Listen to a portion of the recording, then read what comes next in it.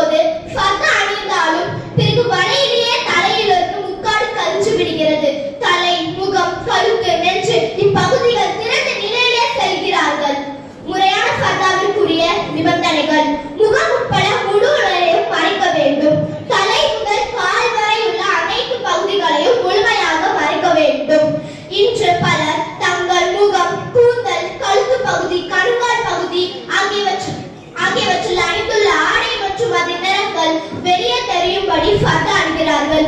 இது தவறாகும். ஒரு பெண் தன் உடலின் எல்லா பகுதிகளையும் முழுமையாக மறைக்க வேண்டும் என்பதை பற்றி நபி ஸல்லல்லாஹு அலைஹி வஸல்லம் அவர்கள் இப்படி கூறினார்கள்: ஒரு பெண் தன் உடலை மறைத்து பேணப்படுபவள் ஆவாள்.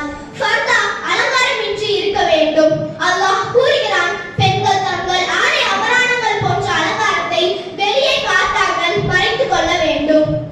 ஃபர்தாவிற்கு பயன்படுத்துகின்ற துணி, உள்ளே அணிந்துள்ள ஆடை அலங்காரங்கள் வெளியே தெரியும்படி மெல்லியதாக இருக்கக்கூடாது. அதற்கு மாறாக உள்ளே அணிந்துள்ள ஆடை அலங்காரங்கள் முழுமையாக மறைக்கும்படி தடிமானதாக இருக்க வேண்டும். ஃபர்தா அணிவதன் அடிப்படை நோக்கமே உடலின் நமையங்களையும் ஆடை அலங்காரங்களையும் முழுமையாக மறைப்பதே. ஆனால் மெல்லிய துணிகளான ஃபர்தாவை அணிகின்ற போதும் இறுக்கமான ஃபர்தாவை அணிகின்ற போதும் பின்னர் அந்நிய ஆண்களின் பார்வை தவறாகத்தான் படுகிறது. தவறான பார்வை தூண்டுவதற்கு பெண்களே காரணமாக உள்ளனர். இத்தகையவர்களுக்கு மறுமையில் சொர்க்கத்தில் கூட நுகர முடியாதவர்களே.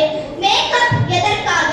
எந்த பெண் நறுமணம் பூசிக்கொண்டும் கூந்தலில் பூக்களை சூடிக்கொண்டும் வெளியே செல்கிறார்களோ அப்பெண்களை நபி ஸல்லல்லாஹு அலைஹி வஸல்லம் அவர்கள் கண்டித்தார்கள். எந்த பெண் நறுமணம் பூசிக்கொண்டு அது மக்கள் நுகரும்படி அவர்கள் மத்தியில் நடந்து செல்கிறாளோ அவள் விபச்சாரி ஆவாள். மேலும் நபி ஸல்லல்லாஹு அலைஹி வஸல்லம் அவர்கள் எச்சரித்தார்கள்: யார் புகழை விரும்பி ஆடை அணிகிறார்களோ அவர்களுக்கு அல்லாஹ் தஆலா மறுமையில் இழிவான ஆடை அணிவிப்பான். பிறகு நரக நெருப்பில் வீசப்படுவார்.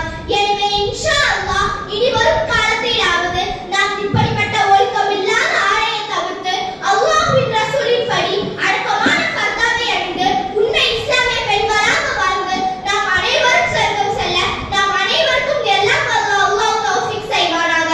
ஆமீன் ஆமீன் யா ரப்பல் ஆலமீன். அஸ்ஸலாமு அலைக்கும் வரஹ்மத்துல்லாஹி வபரகாத்துஹு. வலைக்கும் அஸ்ஸலாம் வரஹ்மத்துல்லாஹி வபரகாத்துஹு. மாஷா அல்லாஹ். அல்லாஹ் இந்த குழந்தையின்